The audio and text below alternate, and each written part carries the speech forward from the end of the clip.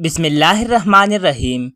حضرت کعب بن مالک رضی اللہ عنہ روایت کرتے ہیں کہ رسول اللہ صلی اللہ علیہ وسلم نے ارشاد فرمایا، جو شخص کسی بیمار کی عیادت کے لیے جاتا ہے تو وہ رحمت میں غوطہ لگاتا ہے، اور جب بیمار پرسی کے لیے اس کے پاس بیٹھتا ہے تو اللہ تعالیٰ کی رحمت میں ٹھہر جاتا ہے۔ حضرت علی رضی اللہ عنہ فرماتے ہیں کہ میں نے رسول اللہ صلی اللہ علیہ وآلہ وسلم سے یہ ارشاد فرماتے ہوئے سنا، جو مسلمان کسی مسلمان کی صبح کو عیادت کرتا ہے تو شام تک 70,000 فرشتے اس کے لیے دعا کرتے رہتے ہیں، اور جو شام کو عیادت کرتا ہے تو صبح تک 70,000 فرشتے اس کے لیے دعا کرتے رہتے ہیں، اور اسے جنت میں ایک باغ مل جاتا ہے۔ مزید احادیث سننے کے لیے ہمارے چینل کو سبسکرائب کیجیے۔ شکریہ۔